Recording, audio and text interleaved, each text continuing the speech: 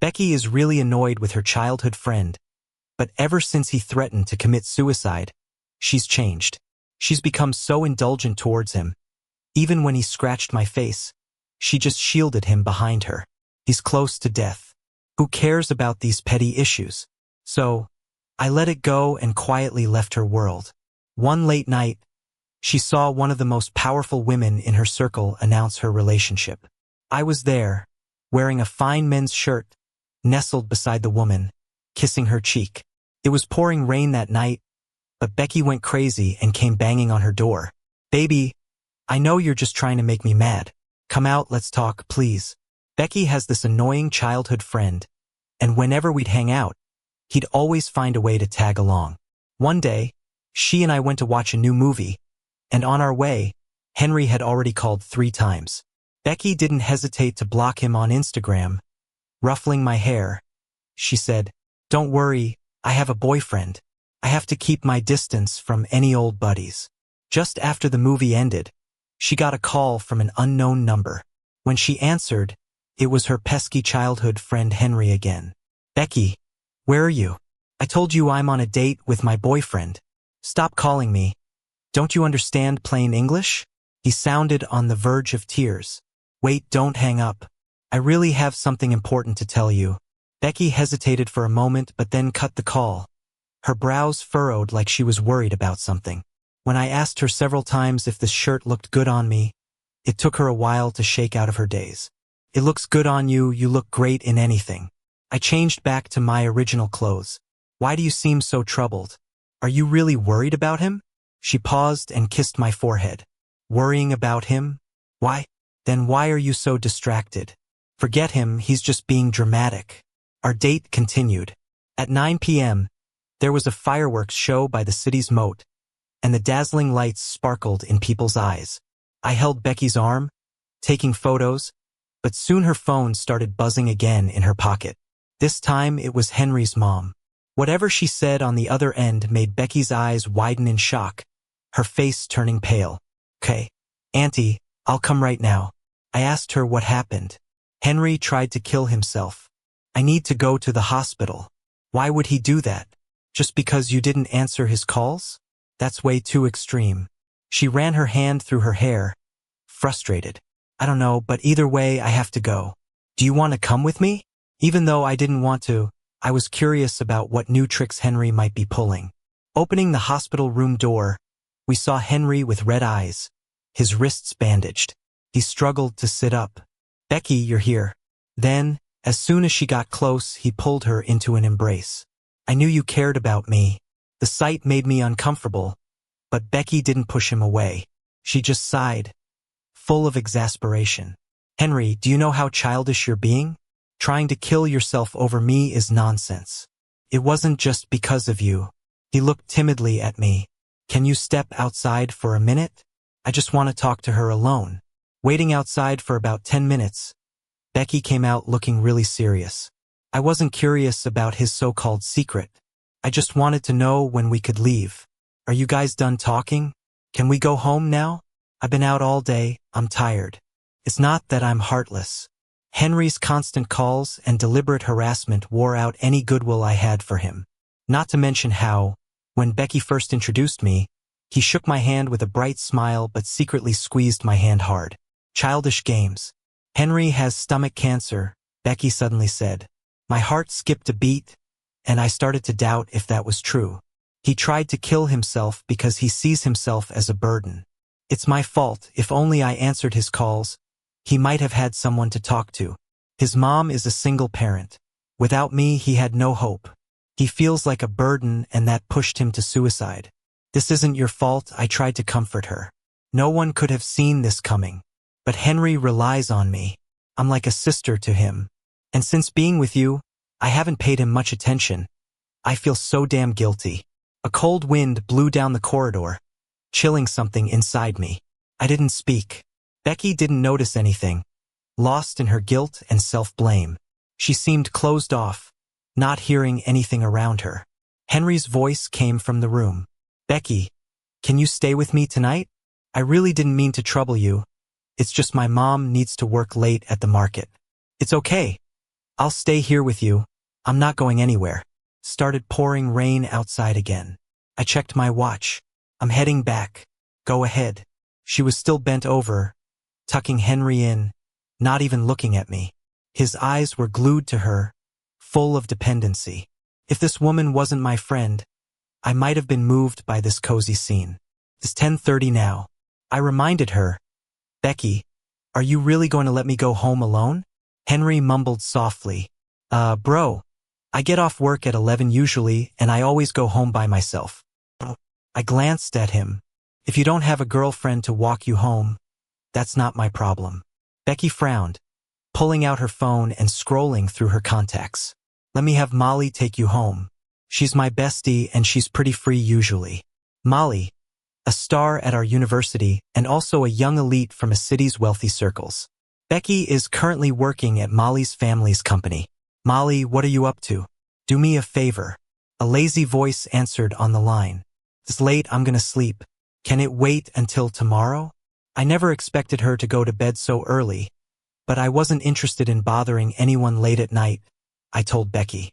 Forget it, I can get back by myself, no need to hassle anyone else. Becky was about to hang up when Molly jumped in. Wait, were you thinking I could help out? Could you come over and take my boyfriend home? I'll treat you to dinner later, how about that? Sure, send me the location. She jumped right at the chance for a free meal. Felix, wait for her here. All right? I'm going in to check on Henry. Becky gave my head a comforting pat and turned into the hospital room. I was left frustrated, pacing around in agitation. Becky often joked about how Molly was a heartbreaker, so it surprised me how chill she was about Molly taking me home. But Becky was super confident, telling me, Molly might be a bit carefree, but she's reliable. Don't worry about it. Molly showed up faster than I expected. She had that eye-catching face, and when she smiled, her eyes seemed to hint at some mischief. I waved her over, Molly, over here. Felix. Yeah. I nodded. Thanks for helping out. She chuckled lightly, no problem. I went back to the hospital room to find Becky. Henry was clinging to her arm, and he smiled when he saw me come in. Bro, you haven't left yet? I ignored him and turned to Becky. She's here to pick me up. I'm heading out. Becky nodded towards Molly. Take care of my boyfriend. All right? Molly smirked. Don't worry. I'll take good care of him. I couldn't tell if it was my imagination, but it seemed like her words had a double meaning. She grabbed my bag. Let's go. I'll get you home. We walked to the underground parking lot, and Molly opened the car door for me. Thanks. I got in and she moved over to the driver's seat. Still thinking about what happened at the hospital, I stared out the window, completely missing her telling me to buckle up. A whiff of cedar hit me as she leaned over to fasten my belt for me. I glanced down and locked eyes with her deep, dark gaze. Felix, is it fun pretending not to know me? My scattered thoughts snapped into focus. I gave her a slight smile. Long time no see, sis. After my parents divorced, my mom sent me to live with her best friend, who was Molly's mom. I lived there for 7 years, from age 10 to 17. Molly's just a year older than me. I always called her sis during that time. When my parents got back together in my junior year, I moved out. Around then, Molly went off to college in another city. After that, we barely saw each other. It wasn't until I started dating Becky and got dragged to a friend's gathering that we reconnected. Molly seemed more stylish than before, but her attitude towards me was way different, cold and distant. I figured she had forgotten about the kid who used to wait outside her classrooms every day to walk her home. So, I pretended not to recognize her too. I never expected her to come pick me up today. Oh, so you do remember me. The streetlights flickered through her pale fingers as she drove.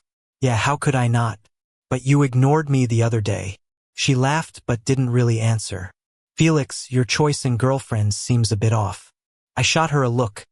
Oh, and you've got high standards for boyfriends? Sorry, I'm single, so that ain't an issue for me. I didn't buy it. Single? Really? Back in high school, she was super popular with guys. She'd get love letters left and right. Thanks to her, even some girls used to give me snacks to get on her good side. When I was in junior year, I heard my mom chatting with Molly's mom about her getting a boyfriend in college. I sulked for days. So her saying she's single now left me doubtful. Why would I lie to you? Fair enough. As I got out of the car, the door handle stuck. Leaving without exchanging numbers? Not long after getting home, Becky called me. Did you make it home safe? Yeah, I'm home. You're not coming back tonight? Nope. Henry needs someone, and I can't just leave him. You get some rest, don't worry about me. After showering, I checked Henry's latest post and was surprised. Yet not really. When we first connected on social media, his privacy settings kept me from seeing any updates.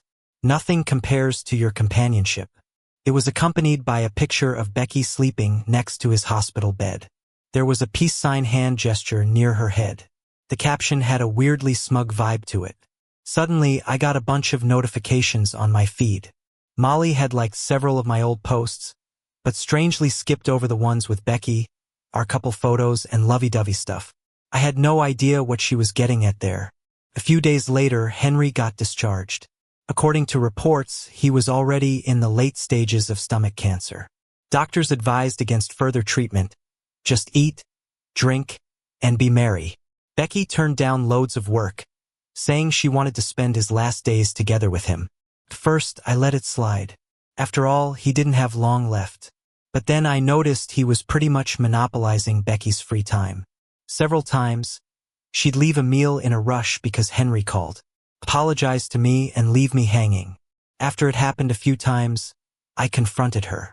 He doesn't have much time left. Let him be with his family, right? His family doesn't care about him much. He's from a single-parent home. I thought you'd understand. Like hell I do. It's fine if you visit him occasionally. No issue there. But stop acting like his live-in maid. Don't you have any boundaries? I've known him forever. He's got terminal cancer. He needs support. Can't you just... She trailed off, not finishing the sentence. Forget it. Forget it. I don't want to argue with you. You'd better not start any trouble either. Your own issues. Can you not blame them on me? She irritably scratched her head. I really can't do anything else.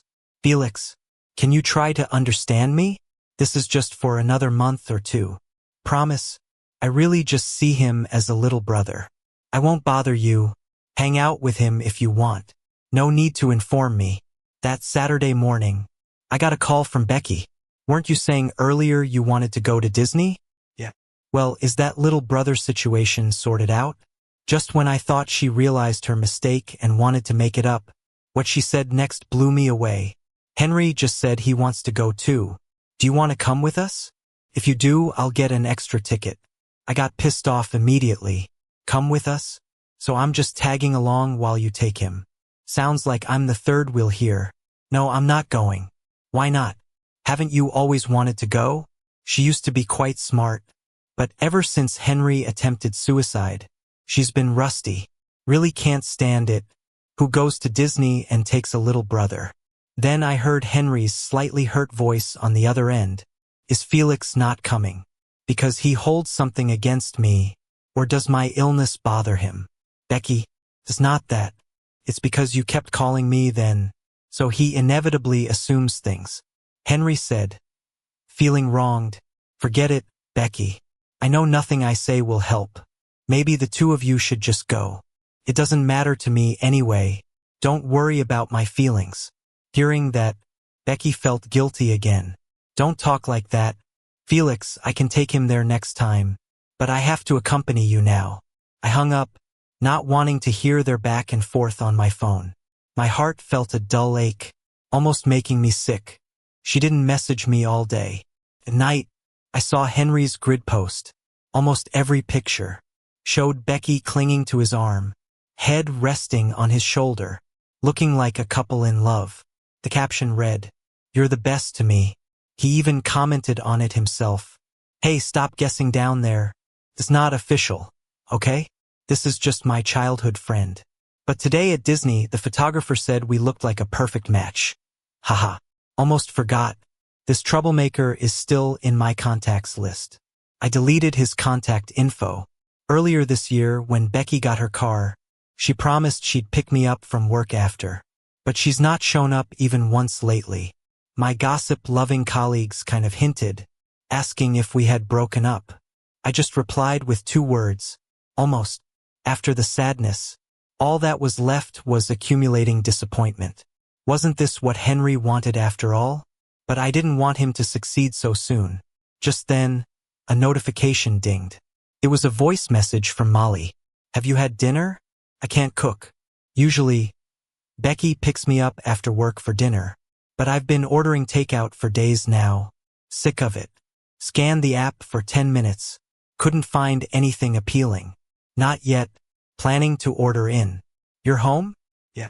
If you're home, I'll swing by and pick you up. Let's go get something nice.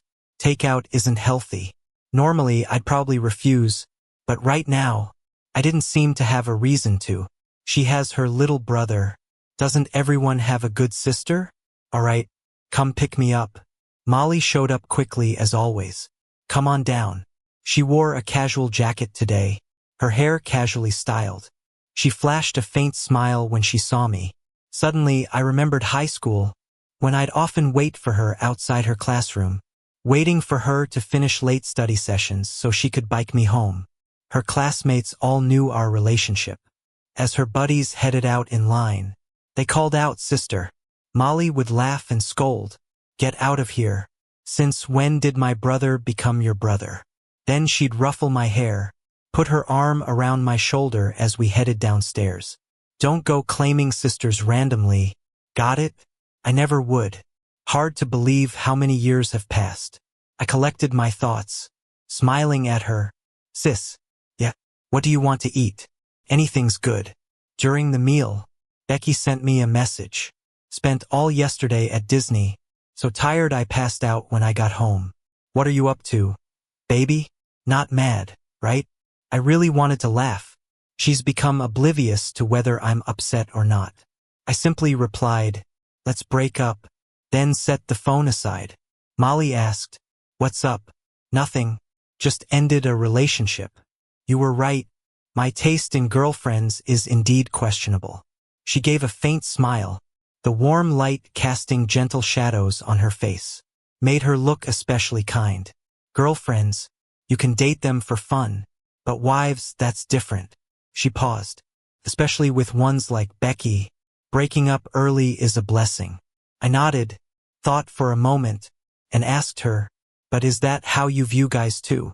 "Nope. What's that saying again?" She lowered her gaze to think. When men lack self-respect, they're like rotten cabbage. I finished for her. I laughed afterward. You actually know that saying? Not bad. So, don't misunderstand me. The strange.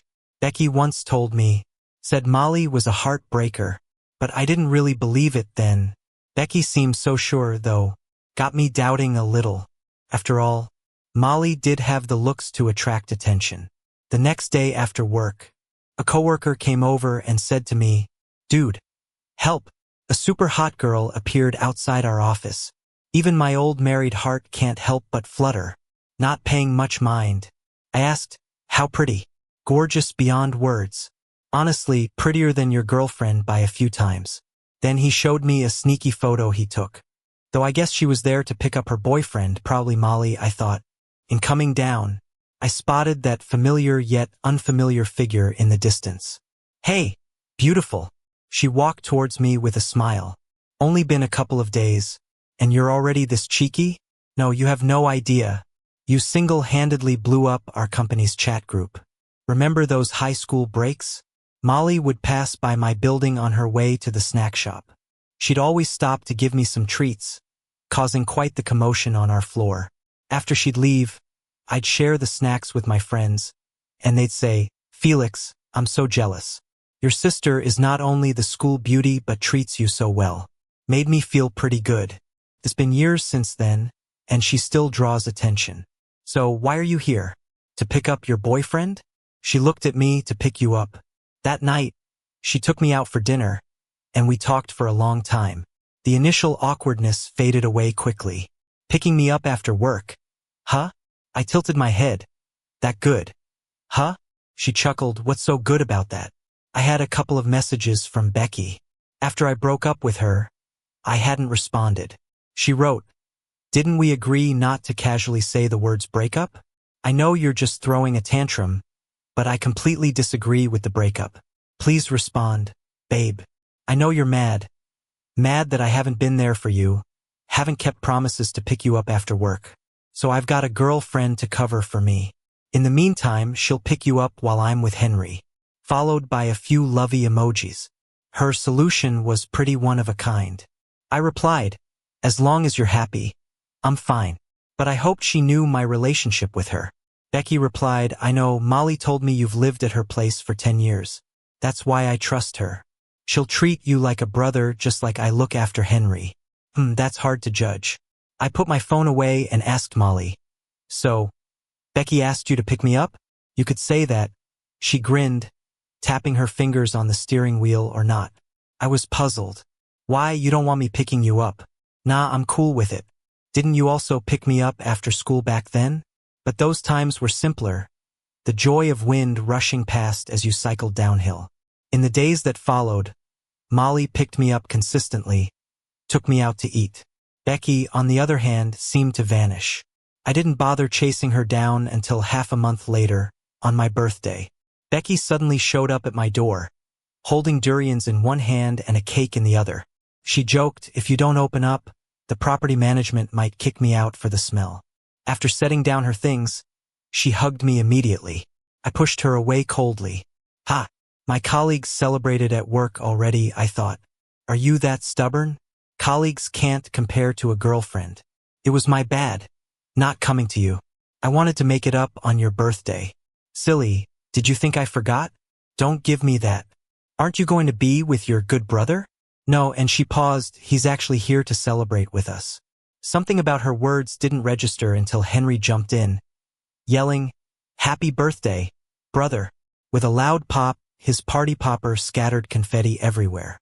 Suddenly, even the not-so-sweet air felt a bit stifling. If he wants to put on a show, I'll play along one last time. I know you've had misconceptions about me. You're Becky's favorite. I've really intruded on her time with you, sorry, he said, tears welling up. Becky quickly managed the tears with tissues, in a well-practiced manner. Don't cry, Henry. Felix isn't unreasonable. I crossed my arms, watching him. Unfazed, he continued, after I leave, you'll have Becky all to yourself. Enough, today's my birthday, not an apology session. I wasn't moved, though Becky teared up, asking, you guys handle the cake? I'll open the durian. Henry chimed in, I'll cut the cake. No need, I replied. Annoyed, he insisted, brother, let me, or are you going to hold a grudge after my apology? I stopped. Stop the act. Aren't the fake tears tiring? Your apologies don't count for anything. His expression changed. Ha, so what? Becky can't stand my tears, you know? Sitting by the coffee table, he said defiantly, you can't stop me from joining you guys, and you can't stop me from cutting the cake. I grabbed the plastic knife before him, not expecting he'd snatch it back with a sudden fierce energy, unlike his earlier feigned fragility. In the scuffle, I got a cut. I touched my chin, it was bleeding. Momentarily shocked, he said, your face, and I slapped him, a sharp smack ringing out, you don't have stomach cancer, it's brain cancer, right? Becky rushed in. Seeing the scene, Henry clutching his cheek.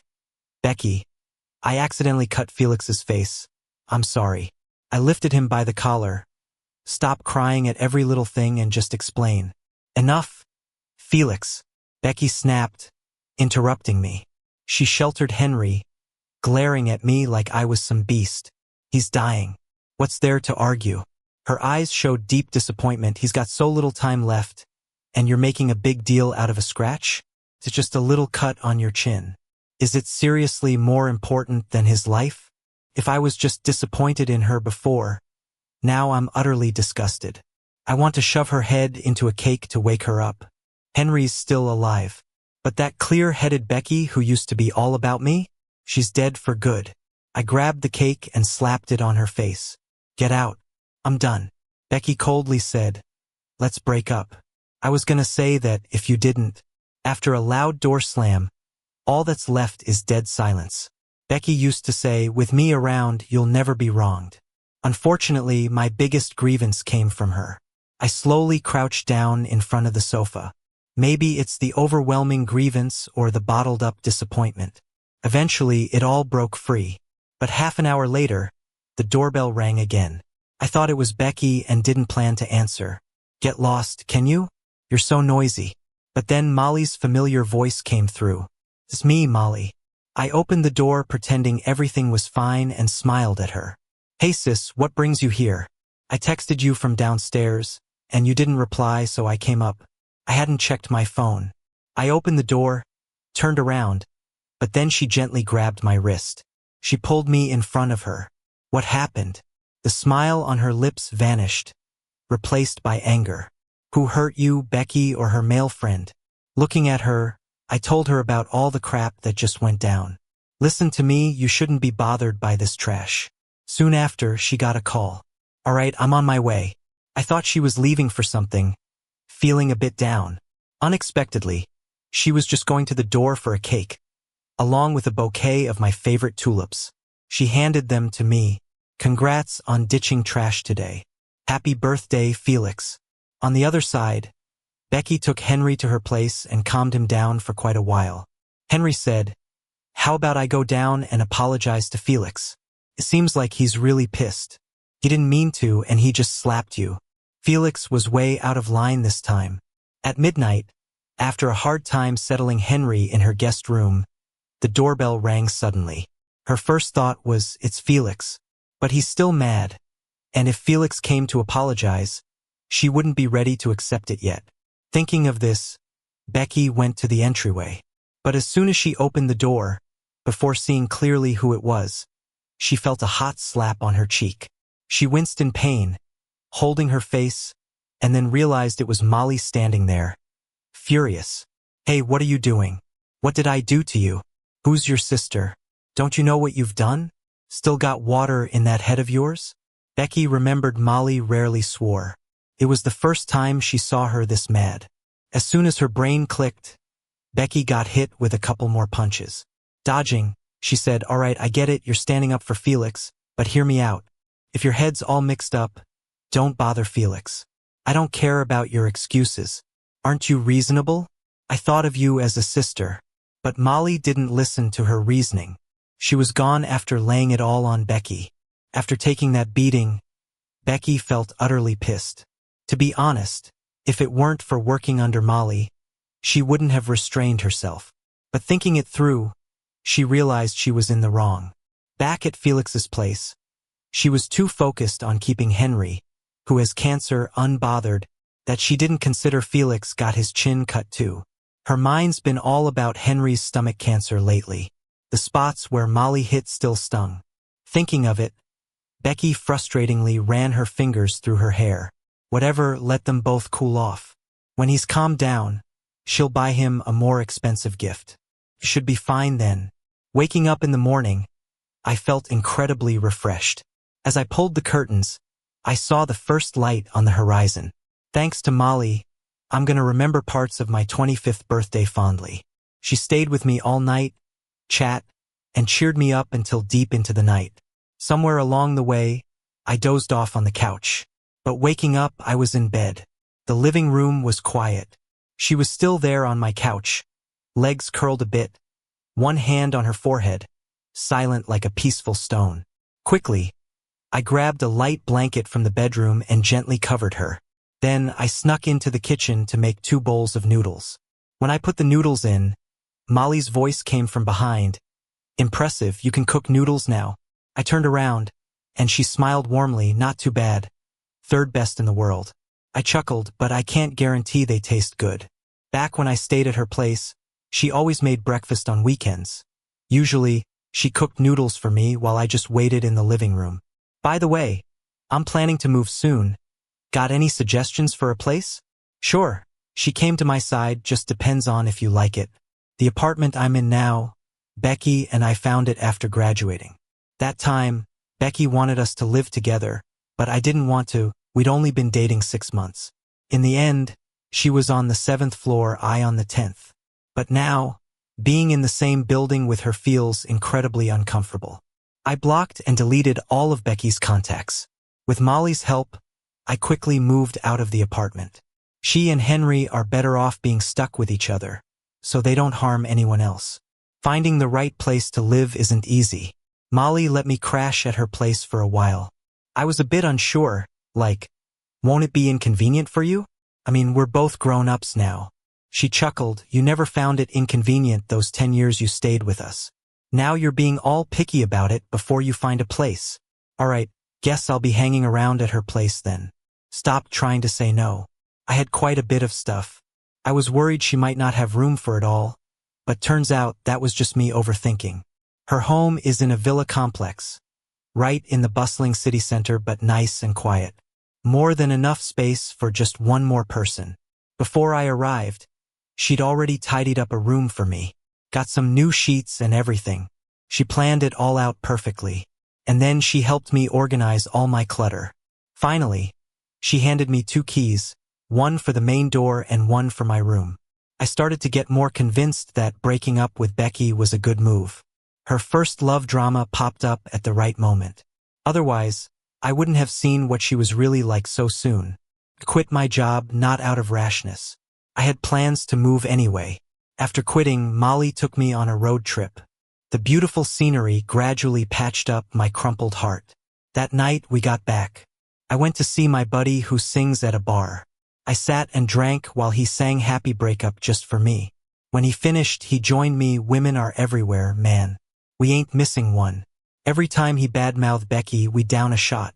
Pretty soon I was losing to him. I'm done, man. I'm gonna barf if I keep going. He clicked his tongue. I wanted to trash her some more. You're already tapping out. I'll get you home, he said as he reached to help me up. But right then my phone rang. He looked and said, hey, it's your sister. I'll answer it. I don't know what he said, but Molly showed up pretty quickly. When we got out of her car, I stubbornly refused her help. It was a wobbly struggle to the door. Then, when the elevator opened, I grabbed her arm. Hey, do all women like having a good little brother? She squatted down to take my shoes off. You're drunk. I'm not drunk, Molly. Even if you drink, I wouldn't be drunk. Just tell me, do you have a ton of good little brothers? Or am I just another one? I didn't even know what I was saying. It wasn't something I'd normally say. Her eyes got all serious and intense. You don't think I see you as a brother, do you? Silence hung in the air for a while. Molly looked down at me. You asked if all women love good little brothers. Well, let me tell you something. She locked eyes with me deeply. No, I never wanted to be your sister. Never, not before, not now. Honestly, I didn't know what to say. But her intense gaze made me feel like I should kiss her. So I did. I leaned in, planted a gentle kiss on her lips. Molly, what do you want to be with me? She froze for a second, then pushed me onto the couch, pinning me down. When I was nearly out of breath, she pulled back just a little and whispered against my nose. You kissed me. You already know the answer. When I woke up the next morning, my head was pounding. I turned over, half awake, and suddenly there was Molly, right there beside me. My heart raced a bit. Images of last night's kisses flashed in my mind. We kissed on the couch first, then things got fuzzily romantic in bed afterward. God, was that all just a dream? I got up, went to the living room, poured a glass of cold water, and touched my face. Felt squeaky clean. Then, a pair of slender arms wrapped around my waist. Molly hugged me from behind, her voice all sleepy. You're up. Yeah, got a headache. The morning sun was shining outside. There was a gentle breeze, and curtains gently swayed. My heart was racing. Come sit down, she said. Her fingers pressed rhythmically on my temples. Her scent of sandalwood drifted over. Feeling better? She asked. Yeah, much better, I replied. After washing up, we went out for breakfast. I tried to act all casual when I asked. So, did anything happen between us last night? She raised an eyebrow. What do you mean anything? You know, like that. Her laugh had a mischievous edge as she pulled me into a hug. I can't recall. Want to give me a demo? She clicked her tongue, kissed me for a bit and said, you kissed me like this. Now you want to back out? Little late for that. Wait, I did that? She laughed. Should have recorded it to prove it. You wouldn't back out like now. I'm not backing out, just clarifying. Yeah, we kissed. But nothing more. I'm not one to take advantage. My face felt hot all of a sudden. This cheeky girl really twisted my words. I didn't mean it that way at all. Honestly, I liked you since high school. I admitted, not kidding. I had a crush on you back then. Then in 12th grade, my mom told me your sister's boyfriend is so handsome. They look great together. Took me a week to get over it and stop having feelings for you. But who'd have thought? After all this time, what I wanted at 17 is starting to blossom at 25. Meanwhile, Becky just got some good news. When Henry went for a checkup, something miraculous happened. His condition improved. She believed it was her constant presence that did the trick.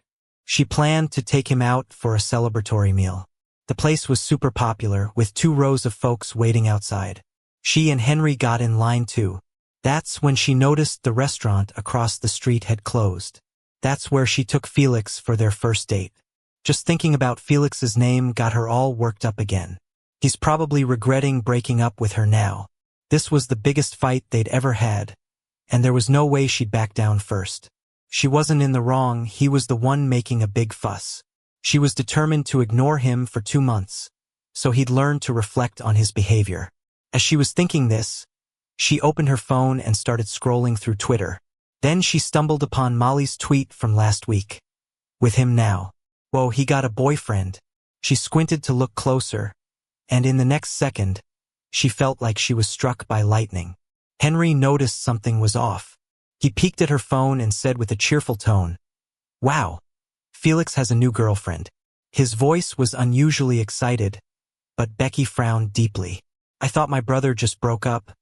Would at least wait a year or 2 before dating again. Never expected him to find someone new so quickly." Henry looked puzzled. "Seems like he's still..." But she cut him off. "Don't jump to conclusions. He's probably just doing this to spite me. No way, they're already kissing." Just then, the restaurant called their number, and Henry pulled her by the arm to leave. "Come on, Becky, our table's ready." But Becky's face didn't look good, and she was at her wit's end. "No, I need to get to the bottom of this. Go ahead and eat. I'll catch up after I figure this out," she told her friend. She hadn't reached out to Felix in ages. Speeding in her car, she was texting him with one hand. "What's going on with you and her?" But as soon as she sent the message, a glaring red exclamation mark popped up. She hit the steering wheel in frustration and hurried to the 10th floor of his apartment. She knocked so hard her hand almost broke. But Felix didn't open the door.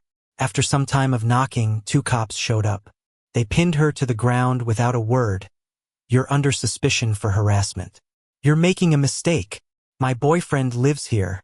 At that moment, the door opened, but a stranger stood in the entryway.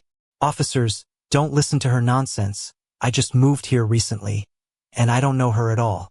Becky was in shock. She craned her neck to peer inside, but everything was unfamiliar. Felix had moved out. Her legs went weak, and she collapsed on the floor. She spent the night at the police station, refusing to believe the photos were real. The officers on duty could see her crying and just thought she'd been dumped. After listening to Becky's endless complaints, a young officer told her, "From a cop's perspective, I advise you to be smart about this. And from a man's perspective, I think you asked for it."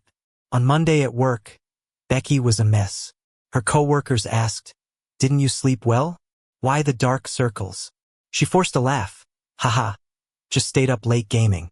Finally, close to the end of the workday, she overheard coworkers whispering, "Wow, our boss's boyfriend is here." "No way, really? The boss has a boyfriend?" "Yeah. Didn't you see her post on Twitter with him before?" "How could I add the boss on Instagram at my level?" "Let me see, he's actually pretty handsome. Nice eyes." "Hey, Becky, want to take a look?" But Becky felt a sharp pain in her heart. "No thanks, maybe it's fake." She clung to a sliver of hope that Felix had come for her. It wasn't entirely impossible. With renewed spirit, Becky gathered her things and left the office. Felix was waiting in the corridor, but he didn't stop, walked straight past her towards Molly. Becky clenched her fists. He was supposed to come for her. What right did Molly have?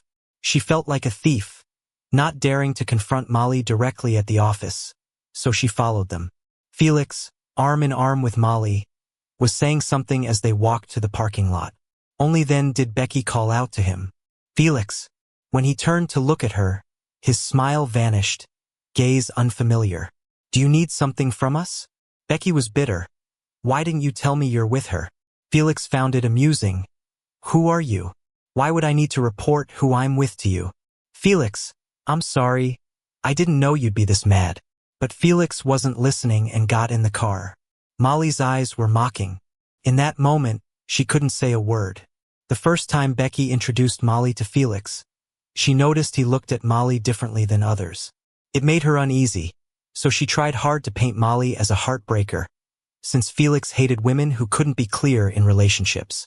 But now, she angrily slapped herself, realizing she was the one who handled things poorly all along.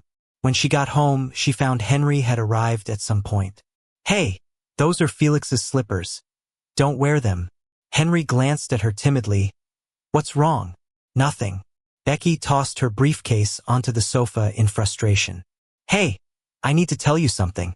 Your condition's getting better, right? So, maybe it's time you move out of my place," she said. "I fulfilled all your wishes. Now hurry up and move back to your own home." Henry's eyes turned red again. Becky felt her tone was a bit harsh.